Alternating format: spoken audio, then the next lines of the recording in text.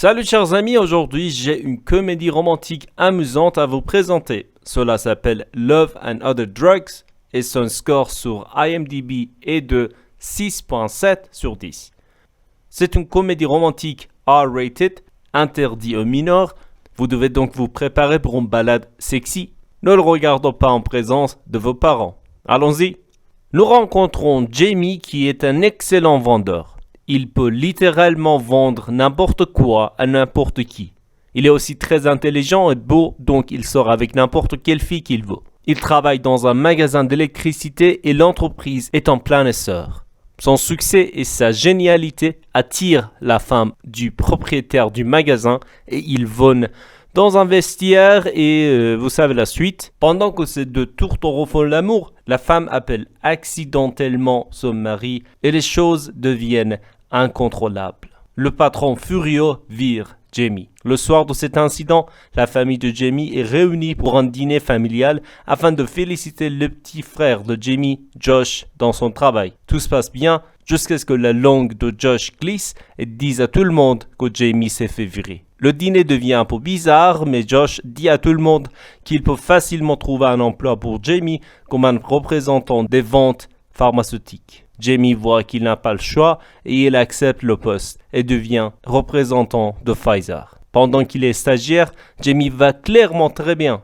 C'est un naturel. Alors naturellement, il couche avec sa superviseuse car il lui a laissé une énorme impression. Si vous savez qu'est-ce que je veux dire. Jamie ne pense qu'à l'argent et commence à devenir un atout important dans son travail pour Pfizer. Quelques jours plus tard, alors que Jamie est assis avec son collègue Bruce dans le hall, une belle blonde passe et Jamie crie « Hey Lisa !» La fille ne fait pas attention et s'en va. Bruce se moque de Jamie pour avoir tort, mais Jamie dit « Je sais qu'elle ne s'appelle pas Lisa, mais après quelques fois, il me corrigera et nous entamons une conversation. » Par exemple, elle dit que son nom est Cathy ou quelque chose comme ça, mais même cela n'a pas d'importance. Car je lui dirai qu'elle ressemble à une fille que j'aimais et inconsciemment sa garde est baissée. Bruce est impressionné. Jamie a un rival d'une autre entreprise et son nom est Terry. En raison de ses bonnes relations et de ses amitiés avec les médecins, il contacte et achète à Terry et utilise ses médicaments pour leurs patients. Un jour où Jamie en a assez de Terry, flirte avec l'une des secrétaires des médecines et la convainc de remplacer les médicaments de Terry par les siens et de mettre des médicaments Pfizer à la place. Il fait la même chose à nombreuses cliniques et jette les médicaments de Terry à la poubelle. Pendant ce temps, un vagabond récupère les médicaments à la poubelle et veut les revendre au marché noir. Jamie se rend compte que s'il veut vendre des tas de médicaments et devenir un vendeur bien connu, il doit parler avec le Dr Knight. Si le Dr Knight est convaincu d'utiliser ces médicaments, d'autres médecins suivront et il deviendra ce qu'il veut. Jamie parle au Dr Knight et convainc le bon docteur, avec quelques promesses bien sûr, de rendre visite aux patients en tant que stagiaire. Le premier patient qui arrive est Maggie, qui souffre de la maladie Parkinson, une horrible maladie. Maggie a un bouton sur l'un de ses seins et le montre au Dr Knight. Pendant que le docteur regarde les seins de Maggie, Jamie regarde ses seins comme un flouage et quand Maggie se rend compte que Jamie est un vendeur, commence à le frapper et à la fin, elle prend une photo et dit qu'elle va poursuivre Jamie en justice. Jamie se sent vraiment mal et retourne chez lui et voit que Josh est là.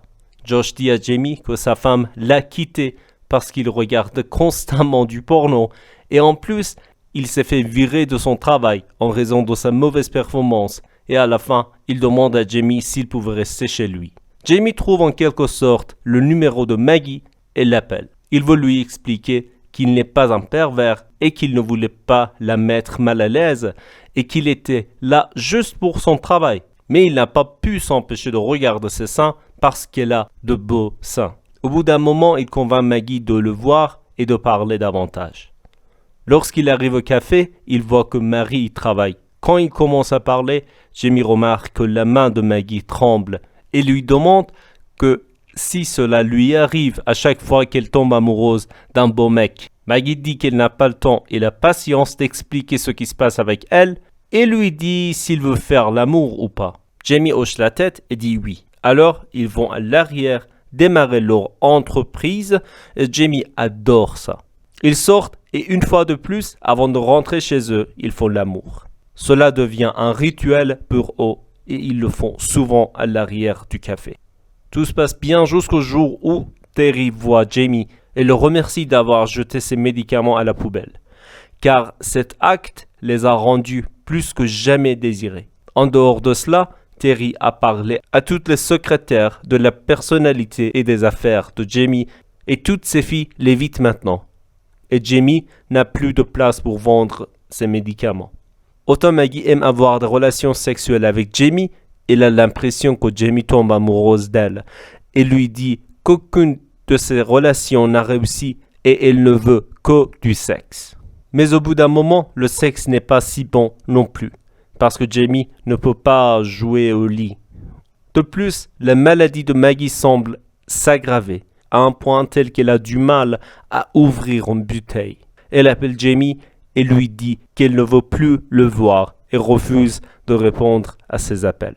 Après quelques jours, Jamie trouve Maggie faisant du bénévolat en menant des aînés au Canada. Maggie lui dit qu'elle quitte les États-Unis et qu'elle ne reviendra pas avant un jour. Quand elle part, Jamie ne part pas et attend qu'elle revienne, et il dort dans la voiture en attendant Maggie. Le lendemain, Maggie arrive et voit Jamie attendre, et cela l'a fait changer sa décision. Elle sort avec lui à nouveau, mais lui dit que s'il rompt à cause de sa maladie, elle le détestera pour toujours. Ils vont chez Maggie et ont le meilleur sexe de leur vie. Jamie obtient une promotion et commence à vendre un nouveau médicament qui aidera les performances au lit, Viagra. Jamie est si doué pour vendre ce médicament. Alors il devient un super vendeur et devient vraiment bon dans le sexe. Il devient si riche et célèbre qu'il devient plus connu que les médecins. Même la fille blonde s'approche de lui. Il rejette la fille et la présente au Dr. Knight. Puis il va voir Maggie et lui dit qu'il l'aime et lui dit que c'est la première fois qu'il le dit à une fille. Maggie cependant, elle lui dit que ce sentiment est faux et par pitié. Elle ment même à Jamie et lui dit que le matin, elle a couché avec un mec pour faire partir Jamie. Jamie se fâche et part, mais entend un verre se briser et il retourne à l'intérieur et trouve Maggie en train de pleurer. Il lui propose de se joindre à lui pour une conférence à Chicago et Maggie accepte. Jamie et Maggie participent à la conférence et cette conférence porte sur les personnes qui souffrent de la maladie Parkinson. Là, Jamie rencontre un homme dont la femme avait la maladie de Parkinson et il dit à Jamie qu'il regrette de ne pas avoir quitté sa femme bientôt. Et s'il peut revenir à temps, il restera certainement à l'écart, car cette maladie va tout changer chez une personne. Après cette conférence, Maggie est très optimiste quant à l'avenir car elle sait à quel point les personnes atteintes de Parkinson pourraient réussir, mais Jamie est un peu hésitante et veut voir s'il existe un remède avant de faire quelque chose. Mais bientôt, il voit qu'il n'y a pas de remède. Maggie, qui voit Jamie comme ça, quitte sa vie. Quelques jours passent et la fille blonde que Jamie a appelée Lisa l'invite à une soirée nue. Elle a rompu avec le Dr. Knight. À la fête, Jamie fait un trio avec Lisa et une autre fille et il est très amusé. Jamie a de plus en plus de succès au fil des jours. Après sa promotion, il est sur le point de déménager définitivement à Chicago, mais soudain, il trouve une vidéo de lui et Maggie et voit à quel point il l'aimait. Il change d'avis et va trouver Maggie. Maggie fait à nouveau son travail bénévole, il se casse vraiment les couilles et finalement, il réussit à arrêter le bus et à parler à Maggie qui refusait de lui parler. Il lui dit qu'il a été un connard toute sa vie, mais Maggie lui a appris à ne pas être un. Il lui dit qu'elle le voulait pour lui, mais d'autres filles le veulent pour ce qu'il a. Il explique à quel point il a besoin d'elle dans sa vie et Maggie a besoin de quelqu'un pour prendre soin d'elle. Maggie finit par craquer et devient émotive et accepte de sortir avec lui à nouveau. J'espère que vous avez apprécié. Vous voulez regarder un film R-rated sexy avec une belle femme? Je vous présente Love and Other Drugs.